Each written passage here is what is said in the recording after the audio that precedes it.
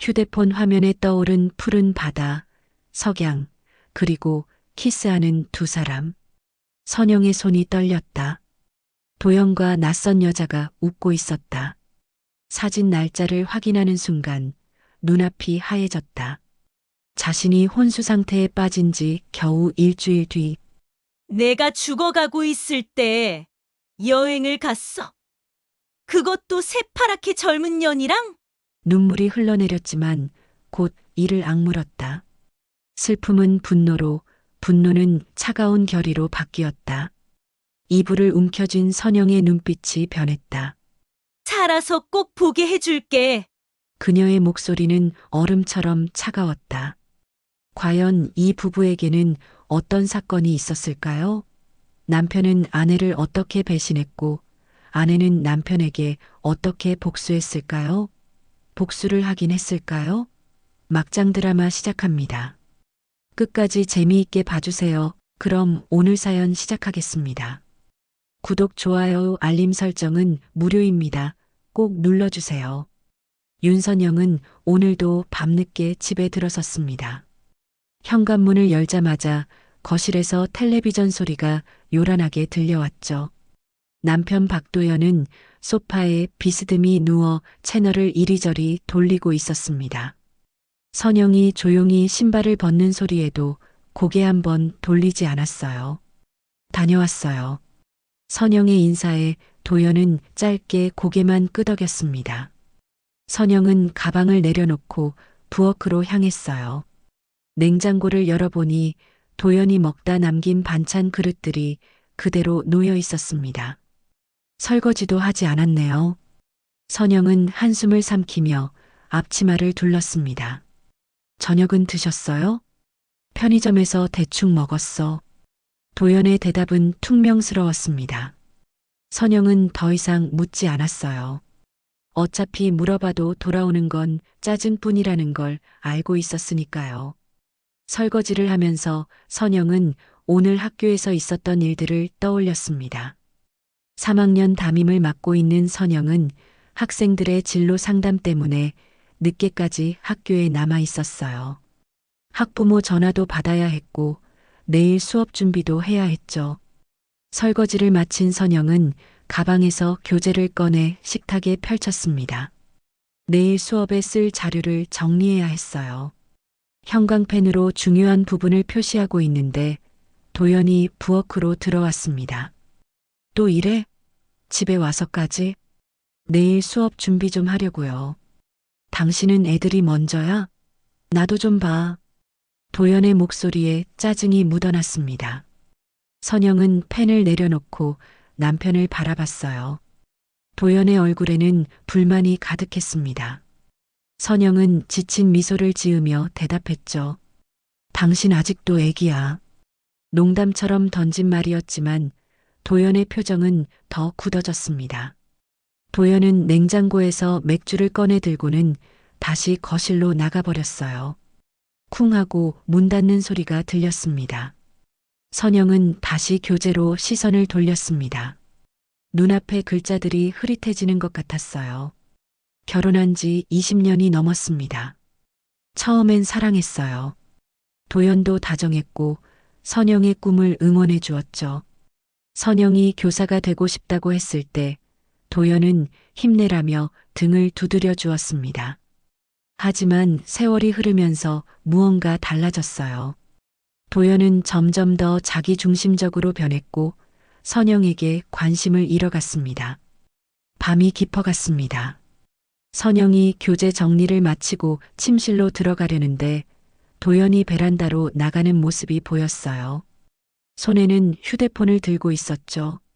선영은 이상하다고 느꼈지만 애써 신경 쓰지 않으려 했습니다. 하지만 베란다 문틈으로 새어나오는 도연의 목소리가 들렸어요. 유리야, 이번 주엔 꼭 봐야지. 도연의 목소리는 선영에게 쓰던 것과는 전혀 달랐습니다.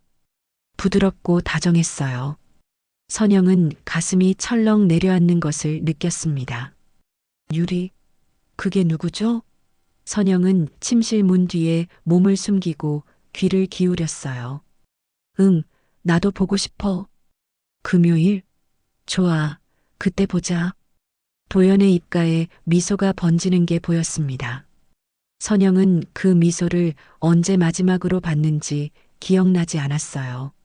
아니, 정확히는 자신을 향한 그런 미소를 언제 마지막으로 받았는지 기억나지 않았습니다.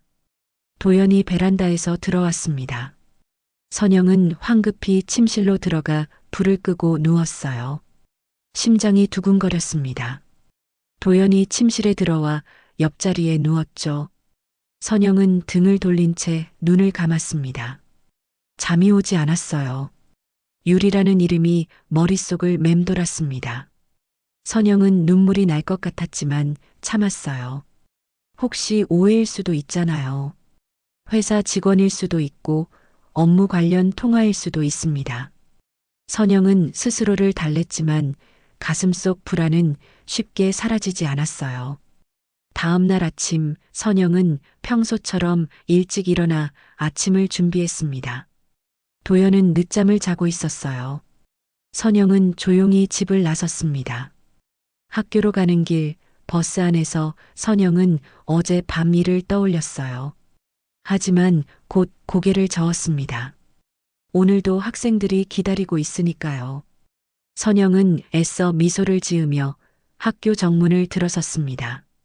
하지만 선영은 몰랐습니다. 이미 이 가정은 오래전부터 균열이 나 있었다는 것을요. 그리고 그 균열은 곧 돌이킬 수 없는 파국으로 치달을 거라는 것을요. 한 달이 흘렀습니다. 선영은 도연의 행동을 유심히 관찰했어요. 금요일마다 늦게 들어오는 남편, 휴대폰을 항상 뒤집어 놓는 습관, 그리고 베란다에서 나누는 수상한 통화들. 선영은 확신할 수 없었지만 불안감은 날이 갈수록 커져만 갔습니다. 그날도 평범한 화요일 오후였습니다.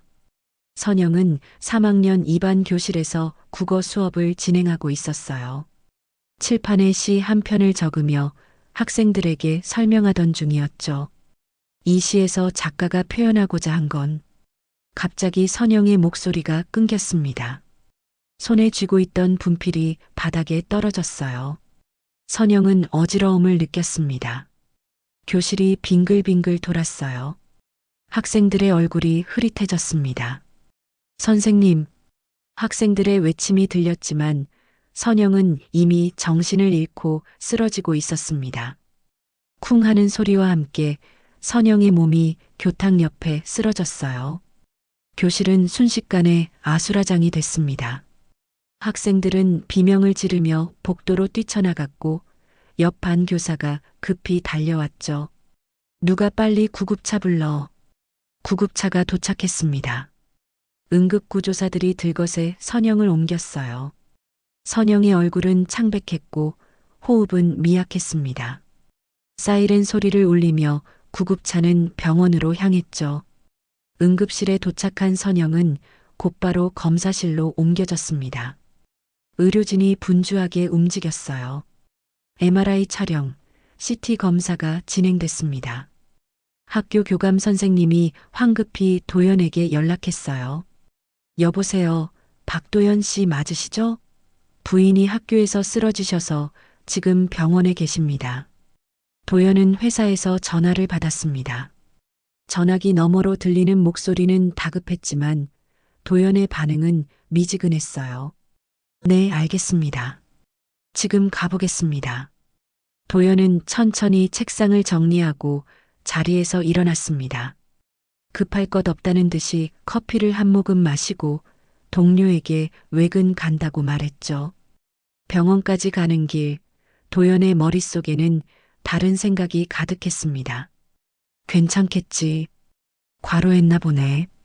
병원에 도착한 도연은 중환자실 앞에서 의사를 만났습니다. 담당 의사인 한지우는 심각한 표정으로 도연을 바라봤어요. 환자분이 뇌출혈로 쓰러지셨습니다. 상태가 좋지 않습니다. 뇌출혈이요? 네, 광범위한 출혈이 있었고 지금은 혼수 상태입니다. 도연의 얼굴이 굳었습니다. 혼수 상태? 지우는 차분하게 설명을 이어갔어요. 수술은 했지만 의식이 언제 돌아올지는 장담할 수 없습니다. 회복 가능성은 낮습니다. 얼마나 걸릴까요? 짧으면 몇 주, 길면 몇 년이 걸릴 수도 있고 깨어나지 못할 수도 있습니다. 도연은 아무 말도 하지 못했습니다. 지우는 도연의 어깨를 가볍게 두드렸어요. 보호자분께서 힘을 내셔야 합니다.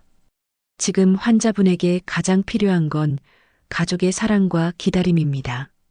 그날 밤 도연은 중환자실 밖 의자에 앉아 있었습니다. 유리창 너머로 선영이 보였어요. 온갖 튜브와 기계에 연결된 선영의 모습은 처참했습니다. 도연은 멍하니 선영을 바라봤죠. 그리고 작게 중얼거렸습니다. 1년. 아니, 한 달도 버티기 힘들겠지. 도연의 목소리에는 슬픔보다는 체념이 묻어났습니다. 선영의 어머니인 김미자가 허겁지겁 병원에 도착한 건 그로부터 1시간 뒤였어요. 미자는 중환자실 문 앞에서 주저앉았습니다. 우리 딸이, 우리 선영이, 미자의 울음소리가 복도에 울려 퍼졌습니다. 도연은 미자를 부축했지만 마음속으론 이미 다른 계산을 하고 있었어요. 며칠이 지났습니다. 선영의 상태는 나아지지 않았어요. 심전도 모니터만 규칙적으로 삐 소리를 냈습니다. 미자는 매일 병원을 찾아와 선영의 손을 잡고 기도했죠. 하지만 도연은 점점 병원에 오는 횟수가 줄었습니다. 일주일째 되는 날, 도연은 병원 원무과에 들렀습니다. 입원비를 정산하고 몇 가지 서류에 서명했어요. 직원에게 뭔가를 문의하더니 고개를 끄덕이고 나갔습니다. 그날 오후 간호사가 미자를 찾아왔어요. 보호자분 되시죠? 네, 환자 어머니입니다. 간호사는 미자에게 서류를 건네며 말했습니다. 환자 남편분이 입원비를 모두 처리하고 가셨습니다. 그리고 간호사는 잠시 말을 멈췄습니다. 말하기 망설여지는 표정이었어요. 그리고요? 출국하셨다고 들었습니다. 미자는 귀를 의심했습니다. 출국? 딸이 이렇게 누워 있는데 출국을 했다고요? 미자는 간호사의 팔을 붙잡았어요. 지금 뭐라고 하셨어요? 출국했다고요? 네. 원무과에서 그렇게 전해 들었습니다. 자세한 건 저도. 미자는 그 자리에서 주저앉았습니다. 다리에 힘이 풀렸어요. 간호사가 황급히 미자를 부축했습니다. 아직 살아있는데 버리고 갔다고요? 미자의 목소리는 떨렸습니다. 믿을 수 없었어요. 선영이 깨어나길 기다려야 하는데 남편이 떠났다니. 미자는 중환자실 유리창 너머로 딸을 바라봤습니다. 선영은 여전히 눈을 감고 누워 있었어요. 선영아, 엄마가 여기 있어. 엄마가 지켜줄게. 미자의 눈물이 바닥에 떨어졌습니다. 그 순간 선영의 손가락이 아주 미세하게 떨렸습니다. 하지만 아무도 눈치채지 못했어요. 푸른 바다가 눈앞에 펼쳐졌습니다. 하얀 모래사장 위로 파도가 철썩거렸어요. 야자수 그늘 아래 설치된 선베드에는 도연과 유리가 나란히 누워 있었습니다.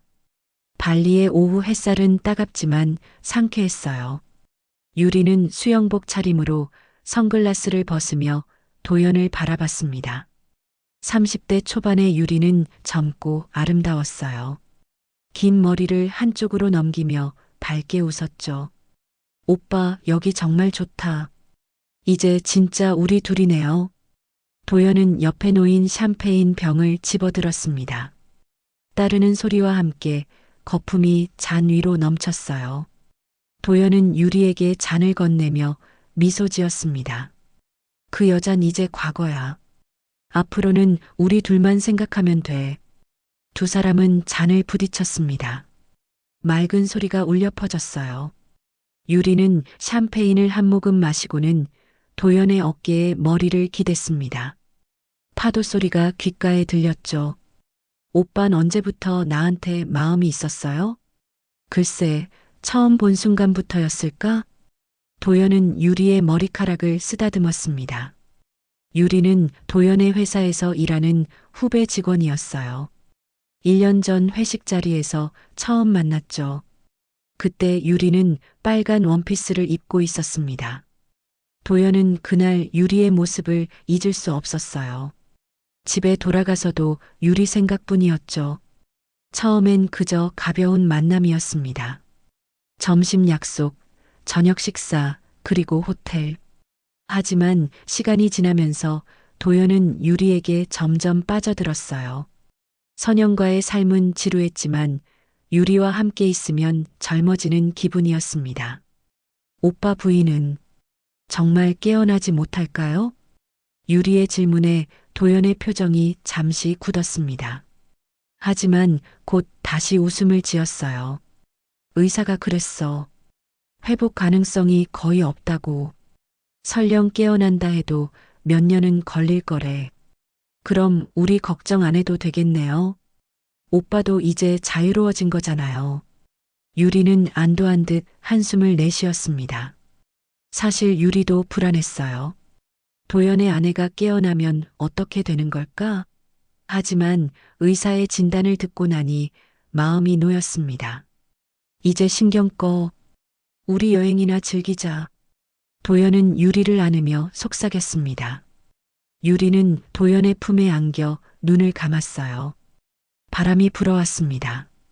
야자수 잎이 바스락거리는 소리가 평화로웠죠. 두 사람은 해변을 거닐었습니다.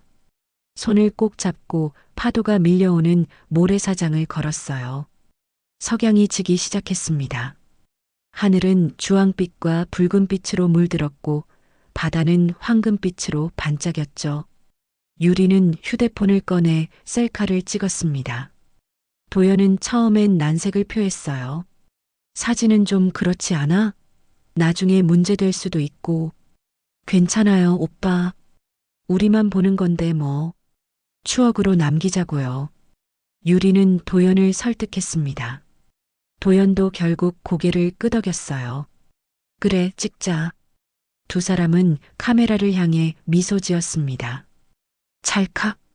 행복한 순간이 사진에 담겼어요. 석양을 배경으로 한 두 사람의 모습은 한 폭의 그림 같았습니다. 유리는 사진을 확인하며 만족스러워했죠. 와, 너무 잘 나왔다. 이거 평생 간직해야겠어요. 유리는 사진을 여러 장 더 찍었습니다. 키스하는 모습, 안고 있는 모습, 손을 잡고 걷는 모습, 모든 순간을 기록했어요. 도연도 기분이 좋았습니다. 이렇게 행복한 적이 얼마만인지 기억나지 않았어요. 저녁이 됐습니다. 리조트 레스토랑에서 두 사람은 촛불 아래 마주 앉았어요. 랍스터와 스테이크가 차려졌습니다. 붉은 와인잔을 기울이며 도연은 유리를 바라봤죠. 유리야, 한국 돌아가면 우리 진지하게 미래를 생각해보자. 무슨 뜻이에요? 유리의 눈빛이 반짝였습니다. 기다리던 말이었어요. 나 이혼할 생각이야. 그리고 너랑 새 출발하고 싶어?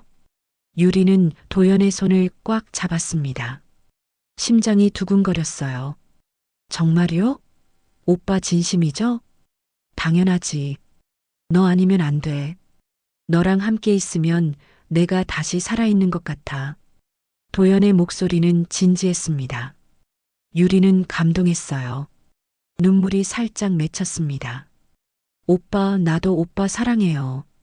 정말 많이. 두 사람은 테이블 너머로 키스했습니다. 주변 사람들의 시선 따윈 신경 쓰지 않았어요. 그들만의 세계에 빠져 있었습니다. 웨이터가 메인 요리를 가져왔지만 두 사람은 음식보다 서로의 눈빛에 더 취해 있었죠. 식사를 마친 두 사람은 해변을 다시 산책했습니다. 밤바다는 낮과는 또 다른 매력이 있었어요. 달빛이 수면에 반사돼 은빛길을 만들었습니다. 도연은 유리를 껴안았어요. 행복해? 당연하죠. 이보다 더 행복할 순 없을 것 같아요. 유리의 대답에 도연은 만족스럽게 웃었습니다. 두 사람은 한참을 해변에 서 있었어요. 파도 소리만이 고요한 밤을 채웠습니다. 바로 그 시각 한국의 병원 중환자실에서는 전혀 다른 일이 벌어지고 있었습니다. 선영은 여전히 침대에 누워 있었어요. 인공호흡기가 규칙적으로 작동하고 있었고 심전도 모니터는 삐 소리를 냈습니다. 미자는 선영의 침대 옆 의자에 앉아 있었어요. 똑같은 자리에서 매일 같이 딸의 손을 잡고 기도했습니다. 미자의 손은 거칠었어요. 평생 일만 하며 살아온 손이었죠. 선영아, 엄마 목소리 들리니? 제발 눈 좀 떠봐. 응? 미자의 목소리는 떨렸습니다. 눈가는 붉게 충혈돼 있었어요. 밤낮으로 울었기 때문이었습니다. 미자는 선영의 손을 쓰다듬었죠. 차가운 손이었습니다. 내 남편은 버리고 갔어. 하지만 엄마는 안 가. 절대 안 가. 미자는 혼잣말처럼 중얼거렸습니다. 도연에 대한 분노가 치밀었지만 지금은 딸이 깨어나는 게 우선이었어요. 그때였습니다. 선영의 손가락이 미세하게 움직였어요. 미자는 처음엔 착각인 줄 알았습니다. 하지만 다시 한번 선영의 검지손가락이 떨렸습니다. 선영아, 선영아. 미자는 흥분해서 선영을 불렀습니다. 하지만 선영은 여전히 눈을 뜨지 않았어요. 미자는 심장이 터질 것처럼 뛰었습니다. 황급히 간호사 호출 버튼을 눌렀죠. 담당 간호사가 달려왔습니다. 젊은 여자 간호사였어요. 간호사는 선영의 상태를 확인했습니다. 심전도 모니터를 보던 간호사의 눈이 커졌어요. 어머니, 심박수가 올라가고 있어요. 뇌파 반응도 있고요. 간호사의 목소리에는 놀라움이 묻어났습니다. 간호사는 곧바로 의사를 호출했어요. 한지훈이 중환자실로 들어왔습니다. 지훈은 차분하게 선영에게 다가갔죠. 지훈은 선영의 눈동자에 작은 펠라이트를 비쳤습니다. 선영의 눈동자가 빛에 반응했어요. 미세하지만 분명한 반응이었습니다. 동공 반사가 있습니다. 좋은 징조예요. 지훈은 미자를 바라보며 조심스럽게 말했습니다. 지훈의 얼굴에도 희망이 보였어요. 환자분이 반응을 보이고 있습니다. 의식을 회복할 가능성이 생겼어요. 정말요? 우리 딸이 깨어날 수 있다는 거예요? 미자의 목소리는 떨렸습니다. 지훈은 고개를 끄덕였어요. 확실하진 않지만 희망적인 신호입니다. 계속 지켜봐야 해요. 어머니께서 계속 말을 걸어주세요. 환자분에게 도움이 됩니다. 지훈은 미자의 어깨를 가볍게 두드렸습니다. 미자는 눈물을 흘렸어요. 이번엔 슬픔이 아닌 희망의 눈물이었습니다. 그날 밤 선영의 심박수는 조금씩 안정적으로 상승했습니다. 뇌파 검사 결과도 점차 나아지고 있었어요. 간호사들은 주기적으로 선영의 상태를 체크했습니다. 중환자실에 긴장감이 돌았죠. 미자는 선영의 손을 놓지 않았어요. 계속해서 딸에게 말을 걸었습니다. 선영아, 힘내. 엄마 여기 있어. 너 혼자 아니야. 꼭 깨어나야 해. 선영의 눈꺼풀이 미세하게 떨렸습니다. 마치 깨어나려고 애쓰는 것 같았어요. 하지만 아직 눈을 뜨지는 못했습니다. 미자는 기도했어요. 제발 딸이 무사히 깨어나기를 간절히 빌었습니다. 새벽이 밝아왔습니다. 지훈은 다시 중환자실을 찾았어요. 밤사이 선영의 상태를 확인하기 위해서였죠. 선영의 차트를 꼼꼼히 살피며 간호사에게 물었습니다. 밤새 어떠셨어요? 계속 미세한 움직임이 있었습니다. 심박수도 안정적이고요. 혈압도 정상 범위로 돌아왔습니다. 간호사의 보고에 지훈은 만족스러운 표정을 지었습니다. 선영이 회복하고 있었어요. 의학적으로 설명하기 어려운 기적이 일어나고 있었습니다. 계속 모니터링 하세요. 조금이라도 변화가 있으면 즉시 연락 주시고요. 네, 선생님. 지우는 미자를 바라봤습니다. 미자는 밤새 한숨도 자지 않은 듯 보였어요. 어머니, 좀 쉬셔야 해요. 환자분이 깨어나면 어머니가 건강해야 돌보시잖아요. 괜찮아요, 선생님. 우리 딸 곁에 있을게요. 미자의 목소리는 단호했습니다. 지우는 더 이상 권하지 않았어요. 어머니의 마음을 이해했으니까요. 3달이 흘렀습니다. 가을이 지나고 겨울이 왔어요. 병원 창밖으로 눈이 내리기 시작했습니다. 미자는 여전히 선영의 곁을 지키고 있었어요. 매일 아침 병원에 와서 저녁 늦게까지 머물렀죠. 선영의 상태는 조금씩 좋아지고 있었습니다. 1달 전부터 인공호흡기를 뗐어요. 스스로 숨을 쉬기 시작했죠. 지우는 놀라워했습니다. 의학적으로 설명하기 어려운 회복이었어요. 기적입니다, 어머니. 환자분의 생명력이 정말 대단하세요. 지훈의 말에 미자는 눈물을 흘렸습니다. 감사의 눈물이었어요. 미자는 매일 기도했습니다.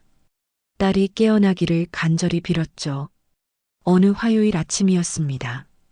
미자는 평소처럼 선영의 손을 잡고 앉아 있었어요. 창밖으로 햇살이 쏟아져 들어왔습니다. 따뜻한 빛이 선영의 얼굴을 비췄죠.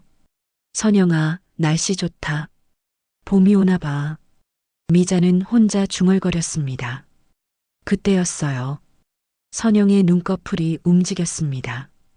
미자는 숨을 멈췄어요. 선영의 눈꺼풀이 천천히 떨리기 시작했습니다. 선영아, 미자의 목소리가 떨렸습니다. 선영의 속눈썹이 파르르 떨렸어요. 그리고 천천히, 아주 천천히 눈을 떴습니다. 희미한 빛이 눈동자에 들어왔어요. 엄마. 선영의 입술이 움직였습니다. 작은 소리였지만 분명히 들렸어요. 미자는 선영의 손을 꽉 잡았습니다. 선영아, 선영아, 엄마 보이니? 엄마, 여기가 어디예요? 선영의 목소리는 쉬어 있었습니다. 오랫동안 사용하지 않은 성대였죠. 미자는 울면서 웃었어요. 병원이야. 넌 학교에서 쓰러졌어. 그런데 이제 깨어났어. 정말 다행이야. 미자는 황급히 간호사를 불렀습니다. 간호사가 달려왔고 곧 지훈도 왔어요. 지훈은 선영의 상태를 확인했습니다. 윤선영 씨, 저 보이세요? 손가락이 몇 개죠? 지훈은 손가락 2개를 들어 보였습니다. 선영은 천천히 대답했어요. 2개요. 좋습니다. 기억나는 게 있으세요? 이름은요? 윤선영. 교사. 학교에서. 선영은 더듬거리며 대답했습니다. 기억은 조금씩 돌아오고 있었어요. 지우는 만족스럽게 고개를 끄덕였습니다. 잘하셨어요. 천천히 회복하시면 됩니다. 며칠이 지났습니다. 선영의 의식은 점점 또렷해졌어요. 말도 조금씩 늘었습니다. 미자는 선영에게 그동안 있었던 일을 조심스럽게 이야기했죠. 선영아, 내가 3달 동안 누워 있었어. 3달이요? 선영은 놀랐습니다. 3달이나 지났다니 믿기지 않았어요. 선영은 주변을 둘러봤습니다. 병실은 조용했어요. 침대 옆 탁자에는 꽃다발이 놓여 있었죠. 저 꽃은 누가 보낸 거예요? 선영이 물었습니다. 미자는 잠시 머뭇거렸어요. 학교 동료 선생님들이 보낸 거야. 그리고 내 대학 동창들도. 도연 씨는요? 남편은 어디 있어요? 미자의 얼굴이 굳었습니다. 선영은 어머니의 표정에서 뭔가 이상함을 느꼈어요. 엄마, 무슨 일 있어요? 선영아. 미자는 말을 잇지 못했습니다. 어떻게 말해야 할지 몰랐어요. 딸이 이제 막 깨어났는데 남편이 버리고 갔다는 말을 어떻게 하겠어요? 도연 씨가 안 왔어요? 왜요? 선영은 다그치듯 물었습니다. 미자는 한숨을 내쉬었어요. 선영아, 지금은 내 건강이 중요해. 그 얘기는 나중에 하자. 하지만 선영은 포기하지 않았습니다. 며칠 뒤 선영은 간호사에게 부탁했어요. 제 휴대폰 좀 찾아주실 수 있어요? 환자분 소지품은 보관함에 있을 거예요. 제가 가져다 드릴까요? 네, 부탁드려요. 간호사는 선영의 휴대폰을 가져왔습니다. 화면이 깨져 있었어요. 선영은 전원 버튼을 눌렀지만 켜지지 않았습니다. 배터리가 완전히 방전된 상태였죠. 충전기 좀 빌려주실 수 있어요? 선영은 간호사에게 부탁했습니다. 충전기를 꽂고 한참을 기다렸어요. 휴대폰이 켜졌습니다. 화면에 알림이 쏟아졌어요. 밀린 메시지들이 수백 개였습니다. 선영은 메시지함을 열었습니다. 대부분 학교 동료들의 안부 메시지였어요. 하지만 도연의 메시지는 단 하나도 없었습니다. 선영은 이상하다고 느꼈어요. 통화 목록을 확인했습니다. 도연과의 마지막 통화는 석 달 전이었어요. 선영이 쓰러지기 전날이었죠. 그 이후로는 아무 연락도 없었습니다. 선영은 도연에게 전화를 걸었습니다. 신호음이 울렸어요. 한참을 기다렸지만 도연은 받지 않았습니다. 선영은 다시 걸었어요. 역시 받지 않았습니다. 왜 안 받는 거지? 선영은 불안해졌습니다. 무언가 잘못됐다는 느낌이 들었어요. 선영은 문자 메시지를 보냈습니다. 여보, 나 깨어났어요. 병원에 와줄래요? 메시지는 읽음 표시로 바뀌었습니다. 하지만 답장은 오지 않았어요. 선영의 가슴이 답답해졌습니다. 그날 밤 선영은 잠을 이룰 수 없었습니다. 휴대폰을 계속 확인했어요. 도연에게서는 아무 연락도 없었습니다. 선영은 갤러리 앱을 열었습니다. 사진들을 하나씩 넘겨봤어요. 가족 사진, 학교 사진, 일상 사진들이 지나갔습니다. 그런데 갑자기 낯선 사진이 나타났어요. 선영은 숨이 멎는 것 같았습니다. 푸른 바다를 배경으로 한 사진이었습니다. 석양이 지는 해변이었어요. 그리고 그곳에는 도연이 있었습니다. 하지만 혼자가 아니었어요. 젊은 여자와 함께였죠. 선영은 화면을 확대했습니다. 도연과 그 여자는 키스하고 있었어요. 행복한 표정이었습니다. 선영의 손이 떨렸어요. 사진을 넘겼습니다. 또 다른 사진들이 나왔어요. 두 사람이 손을 잡고 걷는 사진, 함께 웃는 사진, 포옹하는 사진, 모두 같은 날 찍힌 것 같았습니다. 선영은 사진의 날짜를 확인했습니다. 석 달 전이었어요. 선영이 혼수 상태에 빠진 지 일주일 뒤였습니다. 선영은 믿을 수 없었어요. 이게 뭐지? 선영의 목소리가 떨렸습니다. 사진은 클라우드에서 자동으로 동기화된 것이었어요. 도연의 휴대폰에서 찍은 사진이 선영의 휴대폰으로 넘어온 거였죠. 두 사람은 같은 계정을 쓰고 있었으니까요. 선영은 사진 속 여자를 자세히 봤습니다. 젊고 예뻤어요. 30대 초반쯤 되어 보였습니다. 선영은 그 여자가 누군지 알 것 같았어요. 도연이 베란다에서 통화하던 그 사람. 유리. 선영은 휴대폰을 떨어뜨릴 뻔했습니다. 가슴이 무너져 내리는 것 같았어요. 눈물이 흘러내렸습니다. 선영은 이불을 끌어안았어요. 내가 죽어가고 있을 때 여행을 갔어? 선영의 목소리는 떨렸습니다. 분노와 슬픔과 배신감이 한꺼번에 밀려왔어요. 선영은 울음을 참으려 했지만 참을 수 없었습니다. 미자가 병실 문을 열고 들어왔습니다. 새벽 회진을 도는 간호사가 선영이 우는 소리를 듣고 미자에게 연락한 거였어요. 선영아, 왜 그래? 어디 아파? 미자는 놀라서 달려왔습니다. 선영은 휴대폰을 미자에게 내밀었어요. 엄마, 이게 뭐예요? 도연 씨가 나 죽어가는데 여행을 갔어요? 미자는 사진을 봤습니다. 미자의 얼굴도 굳었어요. 미자는 선영을 끌어안았습니다. 미안해, 선영아. 엄마가 말 못했어. 내가 너무 충격받을까봐. 언제부터였어요? 도연 씨 언제 떠났어요? 내가 쓰러진 지 일주일 뒤에 출국했어. 선영은 웃음이 나왔습니다. 비참한 웃음이었어요. 일주일? 겨우 일주일을 기다렸다가 떠났다는 거예요? 선영은 휴대폰 화면을 다시 봤습니다. 도연의 웃는 얼굴이 보였어요. 너무나 행복해 보이는 얼굴이었습니다. 선영이 죽어가고 있을 때 도연은 다른 여자와 키스하고 있었어요. 선영은 입술을 깨물었습니다. 눈물을 닦았어요. 그리고 조용히 말했습니다. 살아서 꼭 보게 해줄게. 내가 만든 지옥을. 선영의 목소리는 차가웠습니다. 미자는 딸의 표정을 보고 놀랐어요. 선영의 눈빛이 변해 있었습니다. 슬픔은 사라지고 단단한 결의만 남아 있었죠. 한 달 뒤 선영은 퇴원했습니다. 재활 치료를 받으며 체력을 회복했어요.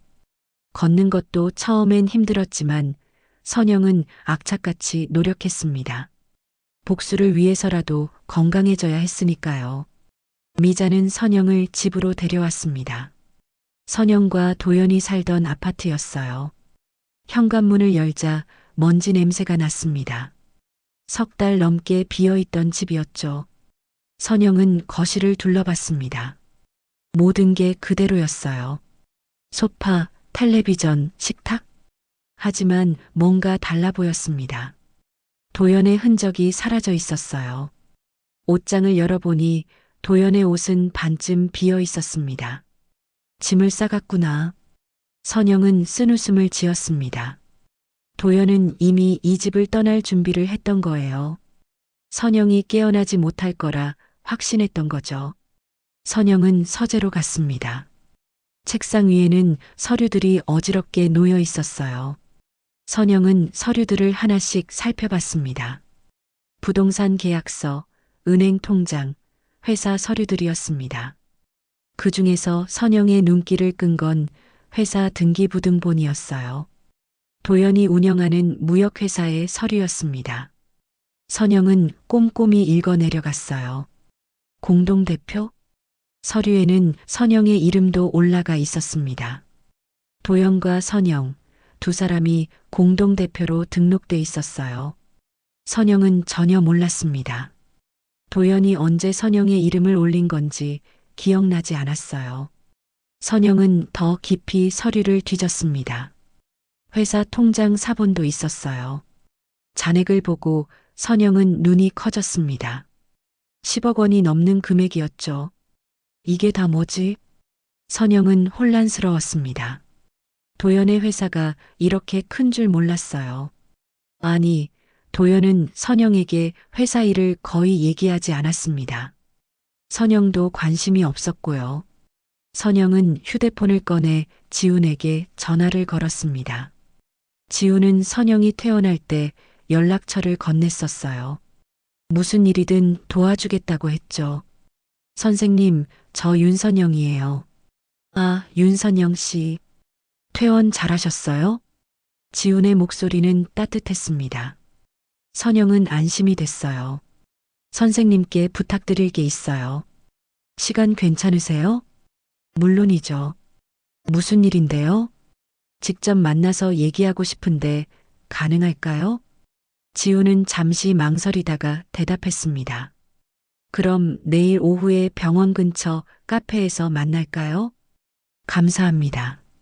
다음 날 선영은 지훈을 만났습니다. 카페는 한적했어요. 구석자리에 앉아 선영은 가져온 서류들을 펼쳤습니다. 이게 뭔지 좀 봐주실 수 있어요? 지훈은 서류를 살펴봤습니다. 의사였지만 지훈의 형이 변호사였어요. 어려서부터 법률 서류를 자주 봐왔던 지훈이었죠. 이건 회사 등기부등본이네요. 선영 씨가 공동대표로 올라가 있고요. 제가 몰랐어요. 남편이 제 동의도 없이 올린 것 같아요. 지훈의 표정이 심각해졌습니다. 이건 불법일 수 있어요. 본인 동의 없이 이름을 올렸다면 말이죠. 그럼 어떻게 해야 하나요? 일단 회사 계좌부터 확인해 봐야 할 것 같아요. 선영 씨 명의로 된 계좌가 있을 거예요. 선영은 고개를 끄덕였습니다. 지훈은 계속해서 서류를 검토했어요. 여기 보세요. 투자금 내역이 있네요. 투자자들이 꽤 많아요. 얼마나 되나요? 대략 50억 원 정도요. 큰 회사네요. 선영은 놀랐습니다. 도연이 이렇게 큰 회사를 운영하고 있었다니. 하지만 곧 다른 생각이 들었어요. 만약 제가 공동대표라면 제 권한도 있는 거죠? 지우는 선영을 바라봤습니다. 선영의 눈빛이 달라져 있었어요. 이론상으로는 그렇습니다. 하지만 뭐죠? 조심하셔야 해요. 자칫 법적 문제에 휘말릴 수 있어요. 선영은 쓴웃음을 지었습니다. 전 이미 남편한테 죽을 뻔했어요. 더 이상 잃을 게 없어요. 지우는 선영의 마음을 이해했습니다. 하지만 걱정됐어요. 제 형이 변호사예요. 한번 상담받아보는 게 어떨까요? 정말요? 그럼 부탁드려도 될까요? 물론이죠. 며칠 뒤 선영은 지훈의 형을 만났습니다. 한지훈의 형인 한지민은 유능한 변호사였어요. 선영의 상황을 듣고 고개를 끄덕였습니다. 일단 회사 계좌부터 확인해 봅시다. 제가 은행에 조회 요청을 넣을게요. 일주일 뒤 결과가 나왔습니다. 선영 명의로 된 회사 계좌가 있었어요. 그리고 그 계좌에는 15억 원이 들어 있었습니다. 이 돈은 투자금의 일부예요. 남편분이 선영 씨 명의로 빼돌린 것 같네요. 지민의 설명에 선영은 이해했습니다. 도연은 탈세를 위해 선영의 이름을 이용한 거였어요. 선영 몰래 계좌를 만들고 돈을 빼돌렸던 거죠. 이 돈 제가 쓸 수 있나요? 법적으로는 선영 씨 명의니까 가능해요. 하지만, 또 하지만이네요. 선영은 웃었습니다. 지민은 진지하게 말했어요. 복수하시려는 거죠? 티가 났나요? 동생한테 들었어요. 선영 씨 상황을 알고 있습니다. 지민은 잠시 생각하더니 말을 이었습니다. 도와드릴게요. 하지만 합법적인 선에서만요. 선영은 고개를 끄덕였습니다. 지민은 계획을 짰어요. 투자자들에게 익명으로 제보하는 겁니다. 남편분이 회사 자금을 유용하고 있다고요. 그럼 어떻게 되나요? 투자자들이 들고 일어날 거예요. 회사 조사가 시작되고 주가가 떨어지겠죠. 선영은 만족스러운 표정을 지었습니다. 도연이 가장 아끼는 건 회사였어요. 그걸 무너뜨리는 게 첫 번째 복수였습니다. 시작하죠. 선영은 단호하게 말했습니다. 지민은 준비를 시작했어요. 먼저 투자자 명단을 확보했습니다. 회사 서류에 다 나와 있었어요. 그리고 익명의 이메일 계정을 만들었습니다. 선영은 직접 이메일을 작성했어요. 박도연 대표가 회사 자금을 내연녀 명의로 빼돌리고 있습니다. 증거 자료를 첨부합니다. 선영은 도연과 유리의 사진도 첨부했습니다. 발리에서 찍은 그 사진들이었어요. 그리고 계좌 이체 내역도 함께 보냈습니다. 이메일은 주요 투자자 10여 명에게 발송됐습니다. 선영은 전송 버튼을 눌렀어요. 마우스를 클릭하는 순간 선영의 심장이 빠르게 뛰었습니다. 이제 시작이야. 이틀 뒤 투자자들의 반응이 왔습니다. 도연의 휴대폰에는 전화가 빗발쳤어요. 선영은 도연의 통화 내역을 확인할 수 있었습니다. 부부 공동 계정이었으니까요. 투자자들은 분노했습니다. 회사 자금을 사적으로 유용했다니 용납할 수 없다는 반응이었어요. 주주총회 소집 요구가 들어왔습니다. 도연은 당황했습니다. 누가 제보한 건지 알 수 없었어요. 도연은 유리를 의심했습니다. 하지만 유리는 아니라고 잡아댔죠. 회사 주가는 폭락하기 시작했습니다. 상장 준비 중이던 회사였는데 신뢰도가 떨어지면서 투자자들이 발을 빼기 시작했어요. 도연의 회사는 순식간에 위기에 빠졌습니다.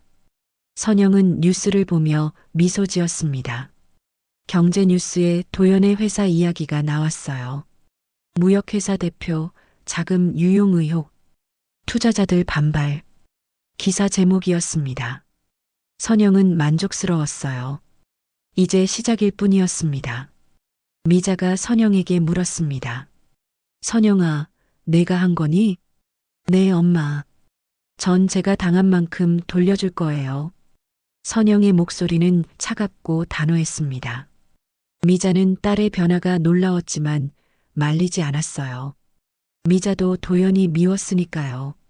선영은 다음 계획을 세우기 시작했습니다. 도연의 회사를 무너뜨리는 건 첫 단계일 뿐이었어요. 진짜 복수는 이제부터였습니다. 도연은 회사 사무실에 앉아 있었습니다.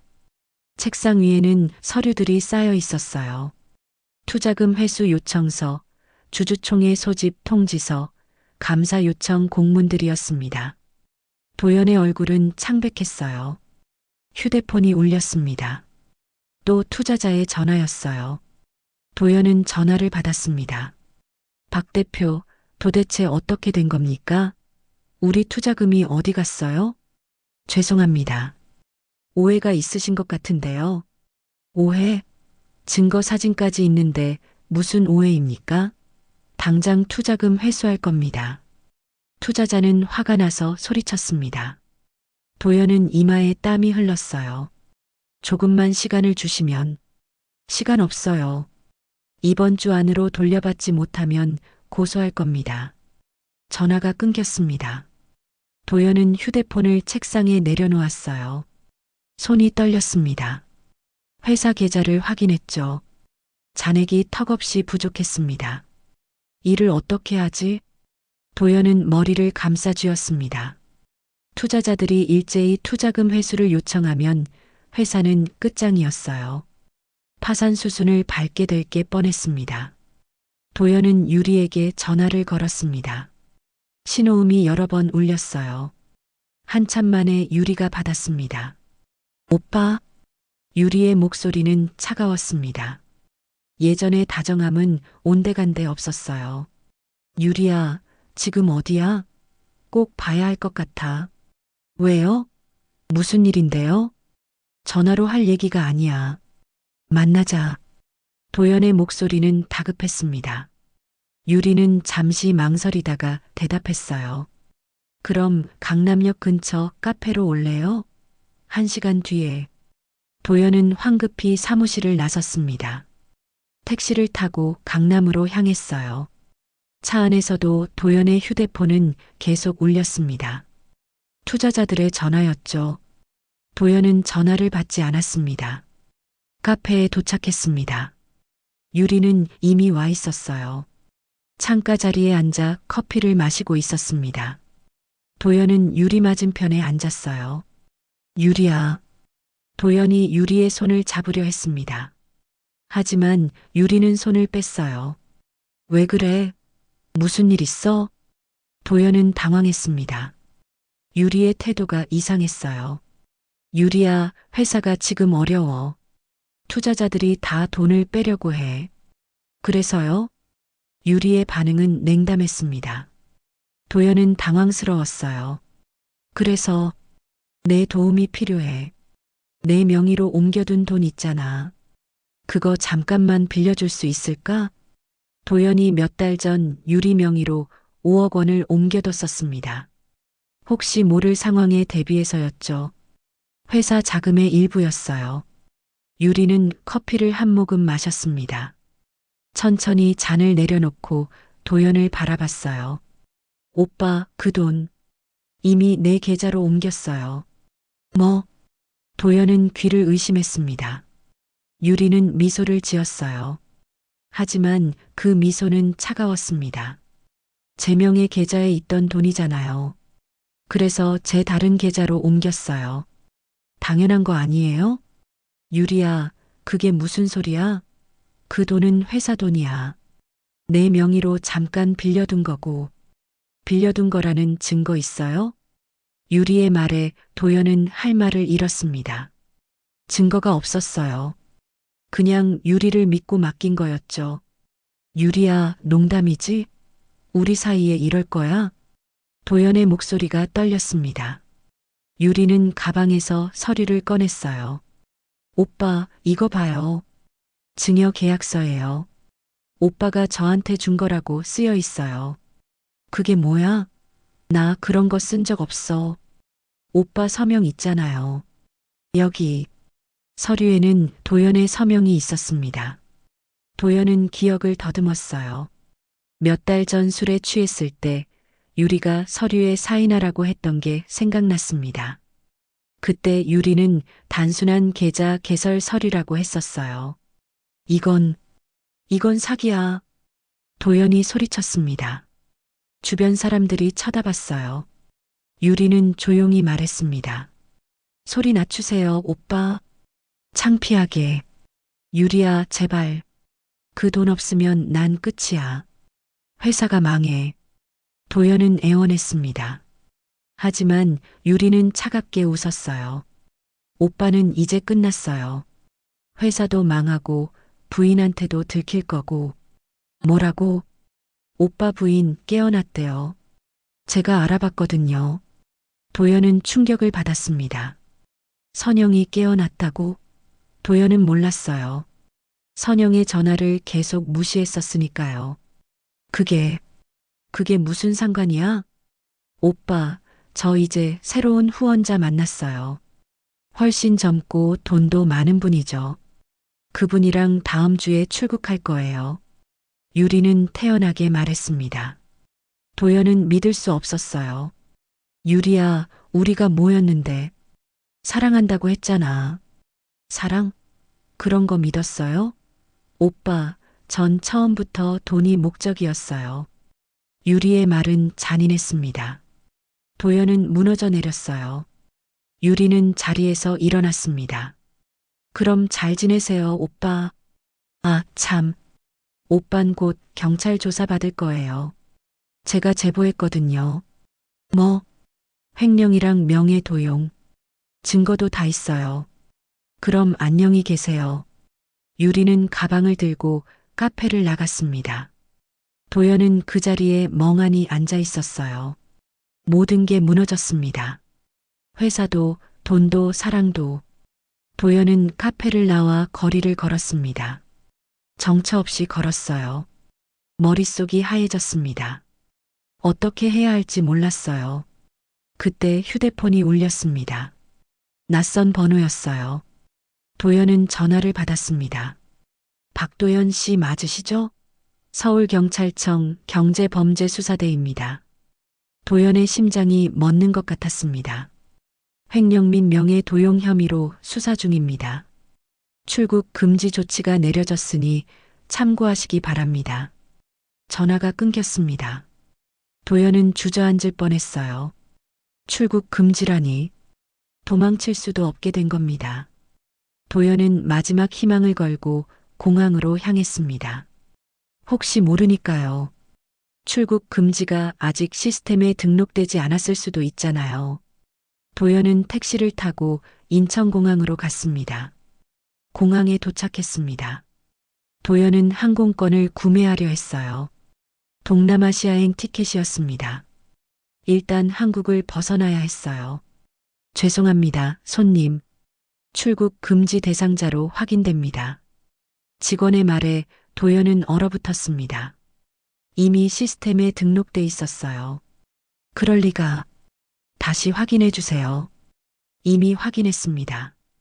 경찰청에서 조치한 사항이네요. 도연은 발길을 돌렸습니다. 어디로 가야 할지 몰랐어요. 그때 뒤에서 목소리가 들렸습니다. 박도연 씨? 도연이 뒤를 돌아봤습니다. 두 명의 형사가 서 있었어요. 박도연 씨 맞으시죠? 횡령 및 명예도용 혐의로 체포합니다. 묵비권을 행사할 수 있으며 형사가 도연의 손에 수갑을 채웠습니다.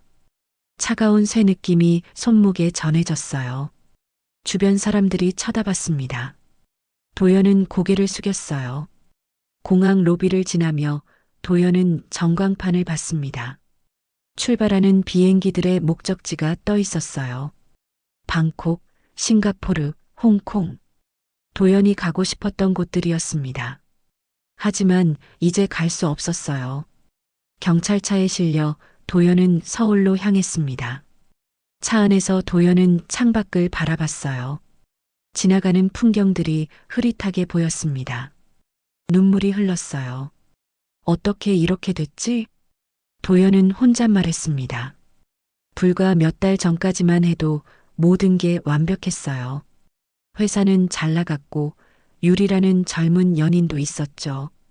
선영은 깨어나지 못할 거라 믿었습니다. 하지만 모든 게 무너졌어요.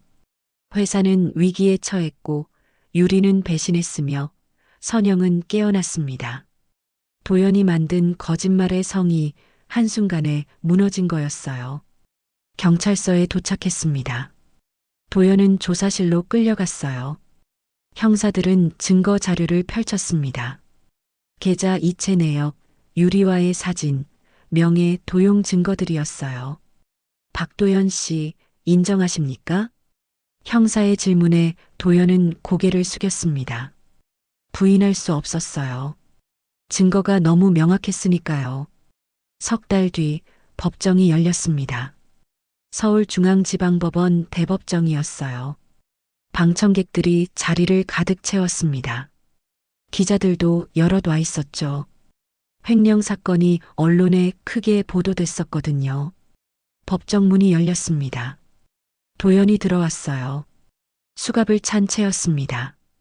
교도관 2명이 도연을 양옆에서 호송했죠. 도연의 모습은 초라했습니다. 머리는 헝클어져 있었고 얼굴은 수척했어요. 석 달 동안 구치소에 있었으니까요. 도연은 피고인석에 앉았습니다. 고개를 숙인 채 바닥만 바라봤어요. 법정 안을 둘러볼 용기가 없었습니다. 재판을 시작하겠습니다. 피고인 일어서세요. 판사의 목소리가 울려 퍼졌습니다. 도연은 천천히 자리에서 일어났어요. 그때 도연의 시선이 방청석으로 향했습니다. 선영이 거기 앉아 있었습니다. 도연의 심장이 철렁했어요. 선영은 검은색 정장을 입고 있었습니다.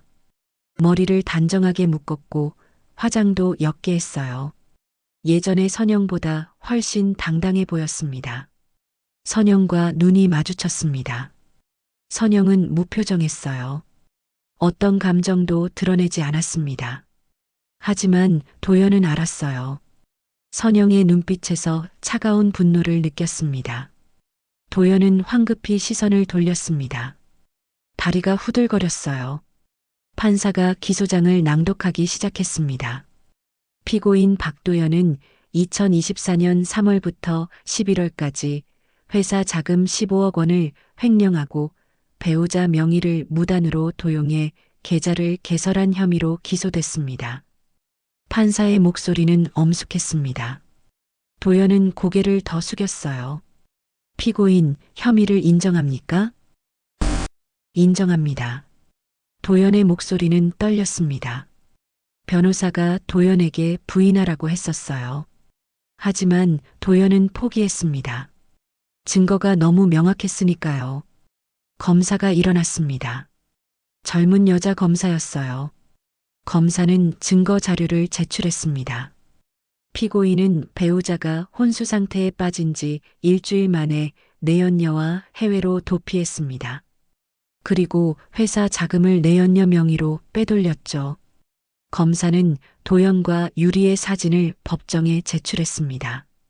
발리 해변에서 찍은 사진들이었어요. 방청객들이 웅성거렸습니다. 더욱 악질적인 건 피고인이 배우자의 명의를 도용해 계좌를 만들고 회사를 공동 명의로 등록했다는 점입니다. 배우자는 이 사실을 전혀 몰랐습니다. 검사의 목소리는 날카로웠습니다.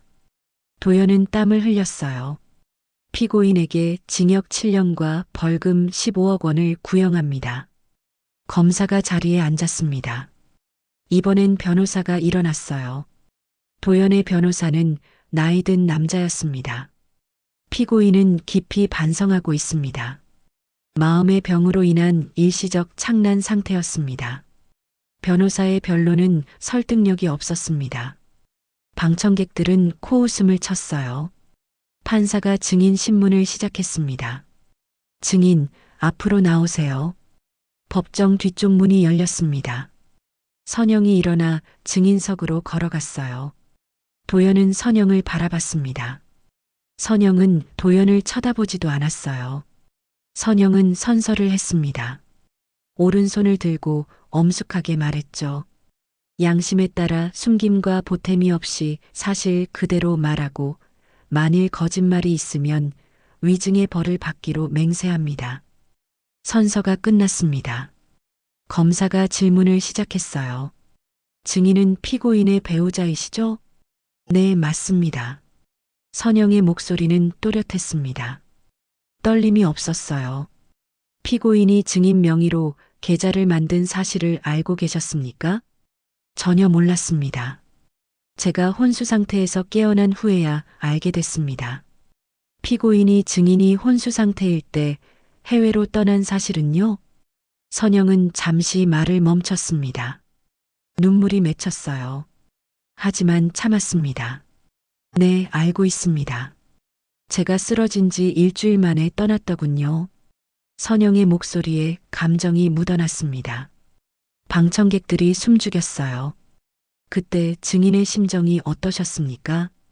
배신감을 느꼈습니다. 20년을 함께 산 사람이 저를 버렸다는 걸 알았을 때 세상이 무너지는 것 같았어요. 선영의 눈물이 흘러내렸습니다. 미자가 방청석에서 손수건으로 눈물을 닦았어요. 도연은 고개를 숙였습니다. 판사가 선영에게 물었습니다. 증인께서는 피고인을 용서하실 생각이 있으십니까? 선영은 도연을 바라봤습니다. 처음으로 도연과 눈을 마주쳤어요. 도연은 선영을 올려다봤습니다. 도연의 눈에도 눈물이 고여 있었죠. 선영은 차분하게 말했습니다. 저는 이미 용서했습니다. 방청객들이 놀란 듯 웅성거렸습니다. 도연의 얼굴에 희망이 스쳤어요. 하지만 선영의 다음 말이 이어졌습니다. 용서하는 게 당신에게 가장 큰 벌이니까요. 당신은 평생 죄책감 속에서 살아갈 겁니다. 그게 제가 바라는 천벌입니다. 선영의 목소리는 냉정했습니다. 도연의 얼굴이 창백해졌어요. 선영은 증인석에서 내려왔습니다. 판사가 다음 증인을 호출했습니다. 다음 증인 나오세요. 법정 문이 열렸습니다. 유리가 들어왔어요. 유리는 수수한 옷을 입고 있었습니다. 화장기 없는 얼굴이었죠. 방청객들이 술렁거렸습니다. 유리는 증인석에 섰습니다. 선서를 했어요. 도연은 유리를 노려봤습니다. 배신자를 보는 눈빛이었죠. 검사가 유리에게 질문했습니다. 증인은 피고인과 어떤 관계입니까? 연인 관계였습니다. 유리의 목소리는 작았습니다. 고개를 숙였어요. 피고인이 증인 명의로 돈을 옮긴 사실을 알고 계셨습니까? 네, 알고 있었습니다. 피고인이 회사 자금을 빼돌려서 제 계좌로 옮겼어요. 유리의 증언에 도연은 분노했습니다. 일어서려고 했지만 교도관이 제지했어요. 거짓말이야. 내가 먼저 달라고 했잖아. 도연이 소리쳤습니다. 판사가 망치를 두드렸어요. 피고인, 조용히 하세요. 한 번 더 소란 피우면 퇴정 조치하겠습니다. 도연은 억지로 앉았습니다. 유리는 울기 시작했어요. 저도 피해자입니다. 피고인이 저를 이용했어요. 사랑한다고 속였고 저는 믿었습니다. 유리의 눈물이 흘러내렸습니다. 하지만 방청객들은 동정하지 않았어요. 오히려 비난의 눈빛을 보냈습니다. 검사가 계속 질문했습니다. 증인께서 피고인 부인이 혼수 상태라는 사실을 알고 계셨습니까? 네, 알고 있었습니다. 그런데도 피고인과 해외여행을 갔습니까? 네. 유리는 고개를 숙였습니다. 방청석에서 한숨소리가 들렸어요. 증인, 피고인에게 하실 말씀 있으십니까? 유리는 도연을 바라봤습니다. 도연도 유리를 노려봤어요. 미안해요. 저도 잘못했어요. 유리는 울먹였습니다. 하지만 도연은 고개를 돌렸어요. 유리는 증인석에서 내려왔습니다. 모든 신문이 끝났습니다. 판사가 최후 진술 기회를 줬어요. 피고인, 마지막으로 할 말 있습니까? 도연은 천천히 일어났습니다. 방청석을 둘러봤어요. 선영이 보였습니다. 미자도 보였죠. 그리고 법정을 가득 채운 사람들이 보였습니다. 도연은 떨리는 목소리로 말했습니다. 저는 잘못했습니다. 변명의 여지가 없습니다. 도연은 선영을 바라봤어요. 선영 씨, 제발 용서해 주세요. 저는 정말 도연의 목소리가 메었습니다. 눈물이 흘러내렸어요. 저는 당신을 사랑했어요. 진심이었어요. 하지만 제가 욕심이 많았습니다. 미안해요. 도연은 흐느끼기 시작했습니다. 하지만 선영은 무표정했어요. 어떤 반응도 보이지 않았습니다. 판사가 선고를 준비했습니다. 판결은 일주일 뒤에 선고하겠습니다. 오늘 재판은 이것으로 마치겠습니다. 망치 소리가 울렸습니다. 법정이 끝났어요. 교도관이 도연을 끌고 나갔습니다. 도연은 끌려가면서도 선영을 바라봤어요. 선영은 자리에서 일어났습니다. 미자가 선영의 손을 잡았어요. 잘했어, 선영아. 선영은 고개를 끄덕였습니다. 법정을 나서며 선영은 뒤를 돌아봤어요. 도연이 끌려가는 모습이 보였습니다. 선영은 미소를 지었습니다. 슬픈 미소였어요. 20년의 결혼 생활이 이렇게 끝나는구나. 선영은 법원을 나섰습니다. 일주일 뒤 선고 공판이 열렸습니다. 법정은 지난번보다 더 많은 사람들로 가득 찼어요. 언론의 관심이 집중된 사건이었으니까요. 판사가 입장했습니다. 모두가 일어났어요. 판사가 자리에 앉자 방청객들도 앉았습니다. 도연이 피고인석으로 끌려왔어요. 도연의 모습은 일주일 전보다 더 초라했습니다. 판결을 선고하겠습니다. 판사의 목소리가 법정에 울려 퍼졌습니다. 도연은 고개를 숙인 채 떨고 있었어요. 피고인 박도연은 횡령죄 및 명예도용죄로 징역 7년에 처하고 벌금 15억 원을 병과합니다. 또한 피해자에게 손해배상금 20억 원을 지급하라. 판사의 선고가 떨어졌습니다. 징역 7년. 도연의 얼굴이 하얗게 질렸어요. 다리에 힘이 풀려 주저앉을 뻔했습니다. 피고인은 배우자가 생사의 기로에 있을 때 내연녀와 해외로 도피했고 회사 자금을 횡령했습니다. 인간적 도리를 저버린 행위로 엄중히 처벌해야 마땅합니다. 판사의 질책이 이어졌습니다. 도연은 아무 말도 하지 못했어요. 망치 소리가 울렸습니다. 판결이 확정됐습니다. 교도관들이 도연을 끌고 나갔습니다. 도연은 방청석을 둘러봤어요. 선영을 찾았습니다. 하지만 선영은 오늘 법정에 오지 않았어요. 도연은 허탈한 표정으로 끌려갔습니다. 법원 밖에서 기자들이 몰려들었습니다. 선영의 변호사인 지민이 기자 회견을 했어요. 정의가 승리했습니다. 피해자는 이제 새로운 삶을 시작할 것입니다. 그날 저녁 텔레비전 뉴스에 판결 소식이 나왔습니다. 박도연 전 대표 횡령 및 배임으로 징역 7년 선고.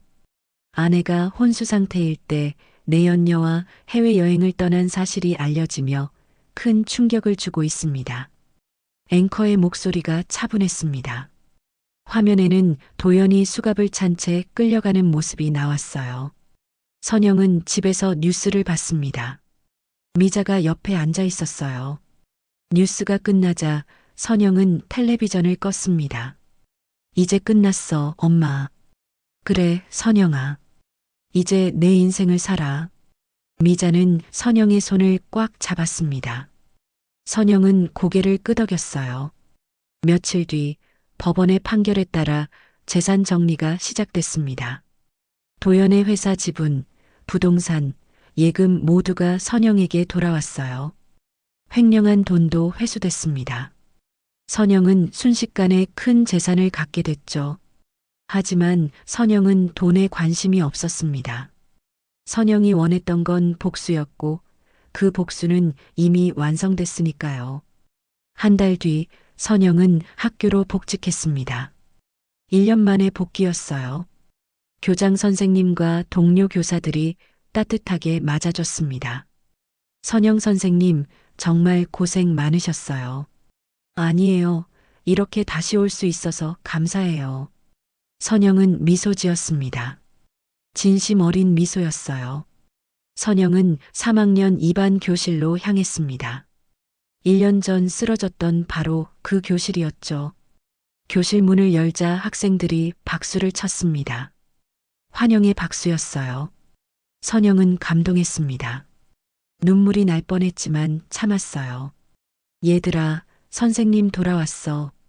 선영의 목소리가 떨렸습니다. 학생들은 웃으며 대답했어요. 선생님, 보고 싶었어요. 선영은 교탁 앞에 섰습니다. 칠판을 바라봤어요. 1년 전 이곳에서 쓰러졌었죠. 하지만 이제 다시 서 있습니다. 살아서 돌아왔어요. 얘들아, 선생님이 너희한테 해주고 싶은 말이 있어. 학생들이 조용해졌습니다. 선영을 집중해서 바라봤어요. 인생은 끝난 게 아니야. 숨이 붙어 있다면 다시 시작할 수 있어. 선생님도 죽을 뻔했지만 살아났거든. 그리고 여기 다시 왔어. 선영의 목소리는 단단했습니다. 학생들은 진지하게 들었어요. 너희도 힘들 때가 있을 거야. 포기하고 싶을 때도 있고. 하지만 절대 포기하지 마. 끝까지 버티면 반드시 기회가 와. 선생님처럼. 학생들이 고개를 끄덕였습니다. 선영은 미소 지었어요. 수업을 시작했습니다. 그날 오후 수업을 마친 선영은 차를 몰고 집으로 향했습니다. 길을 가다가 한 병원 앞을 지나게 됐어요. 재활 전문 병원이었습니다. 선영은 차를 세웠습니다. 병원 건물을 바라봤어요. 지민에게서 들은 이야기가 떠올랐습니다. 도연이 이 병원에 있다고 했죠. 도연은 교도소에서 일주일을 버티지 못했습니다. 견딜 수 없었던 거예요. 어느 날 밤 도연은 독방에서 목을 맸습니다. 교도관이 발견했을 때 이미 의식을 잃은 상태였어요. 응급처치로 목숨은 건졌지만 뇌 손상이 왔습니다. 산소 공급이 끊겨서였죠. 도연은 하반신 마비가 왔어요. 걷지 못하게 됐습니다. 휠체어 신세가 된 거였죠. 법원은 도연을 병원으로 이송했습니다. 치료를 받으며 형을 살게 한 거예요. 하지만 도연에게 그건 더 큰 지옥이었습니다. 선영은 차에서 내렸습니다. 병원 안으로 들어갔어요. 안내 데스크에 물었습니다. 박도연이라는 환자 어디 있나요? 3층 321호실입니다. 선영은 엘리베이터를 탔습니다. 3층에 내려복도를 걸었어요. 321호실 앞에 섰습니다. 문에는 경비가 서 있었어요. 도연은 여전히 수감 상태였으니까요. 선영은 경비에게 말했습니다. 잠깐 들어가도 될까요? 환자 가족입니다. 경비는 선영을 확인하고 고개를 끄덕였습니다. 문을 열어줬어요. 선영은 병실 안으로 들어갔습니다. 도연은 침대에 누워 있었습니다. 창문을 바라보고 있었어요. 선영이 들어온 것도 모르는 듯 했습니다. 도연 씨, 선영이 조용히 불렀습니다.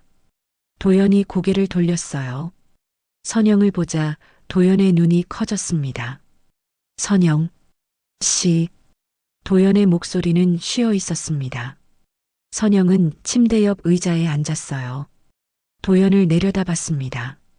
잘 지내세요? 선영의 질문에 도연은 웃었습니다. 비참한 웃음이었어요. 보면 몰라요? 이게 잘 지내는 것 같아요? 도연의 목소리에는 자조가 묻어났습니다. 선영은 무표정했어요. 당신이 만든 결과예요. 알아요. 도연은 고개를 돌렸습니다. 천장을 바라봤어요.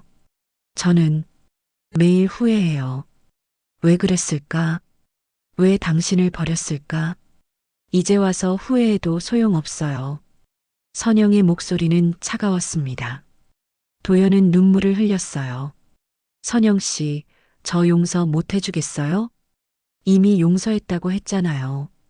법정에서. 그건 진짜 용서가 아니잖아요. 도연은 선영을 바라봤습니다. 애원하는 눈빛이었어요. 하지만 선영은 일어났습니다. 전 이제 갈게요. 새로운 삶을 살아야 하니까요. 선영은 병실 문을 향해 걸었습니다. 뒤에서 도연의 목소리가 들렸어요. 선영 씨. 선영은 멈춰섰습니다. 뒤돌아보지 않았어요. 미안해요. 정말 미안해요. 도연의 목소리는 떨렸습니다. 선영은 대답하지 않았습니다. 문을 열고 나갔어요. 복도를 걷는 선영의 얼굴에는 눈물이 흘렀습니다. 하지만 곧 닦았어요. 엘리베이터를 타고 1층으로 내려왔습니다. 병원을 나서며 선영은 뒤를 돌아봤습니다. 3층 창문이 보였어요. 도연이 있는 곳이었죠. 선영은 작게 속삭였습니다. 도연 씨, 당신의 천벌은 제가 살아있는 거예요. 당신이 버린 제가 행복하게 사는 거죠. 선영은 차에 올라탔습니다. 시동을 걸고 병원을 떠났어요. 병실에서 도연은 창문을 바라보고 있었습니다. 선영의 차가 멀어지는 게 보였어요. 도연은 침대에서 몸을 일으키려 했습니다. 하지만 하반신이 움직이지 않았어요. 선영아. 도연은 선영의 이름을 불렀습니다. 목소리가 점점 커졌어요. 선영아. 선영아. 도연은 울기 시작했습니다. 오열했어요. 침대 시트를 움켜쥐며 소리쳤습니다. 선영아. 그때 그냥 죽어줬으면 좋았을 텐데. 도연의 목소리가 병실에 울려 퍼졌습니다. 경비가 문을 열고 들어왔어요. 환자, 조용히 하세요. 하지만 도연은 멈추지 않았습니다. 계속 울었어요. 선영의 이름을 부르며 오열했습니다. 저녁이 됐습니다. 선영은 집에 도착했어요. 미자가 저녁을 준비하고 있었습니다. 다녀왔어, 엄마. 어서 와. 저녁 먹자. 두 사람은 식탁에 앉았습니다. 따뜻한 밥과 국이 차려졌어요. 선영은 숟가락을 들었습니다. 밥을 한 숟가락 떠먹었죠. 맛있다. 선영은 미소 지었습니다. 미자도 웃었어요. 많이 먹어. 선영은 밥을 먹으며 창밖을 바라봤습니다. 해가 지고 있었어요. 노을이 아름다웠습니다. 선영은 생각했어요. 내일은 또 새로운 하루가 올 거예요. 학생들을 가르치고 웃고 살아갈 겁니다. 과거는 과거일 뿐. 이제 앞으로 나아가야죠. 선영은 밥을 다 먹고 설거지를 했습니다. 미자와 함께 텔레비전을 봤어요. 평범한 저녁이었습니다. 하지만 선영에게는 특별했어요. 살아있다는 것, 숨쉬고 있다는 것. 그 자체가 기적이었으니까요. 밤이 깊어갔습니다. 선영은 침대에 누웠어요. 눈을 감았습니다. 내일이 기다려졌어요. 새로운 하루, 새로운 시작. 선영은 잠들었습니다. 평화로운 얼굴이었어요. 끝까지 시청해 주셔서 감사합니다. 지금까지 이 이야기 어디서 시청하고 계셨나요? 지역 이름이나 어느 장소 댓글로 달아주시면 감사한 마음으로 꼭 반갑게 답글로 인사드리겠습니다. 구독, 좋아요, 알림 설정도 부탁드립니다.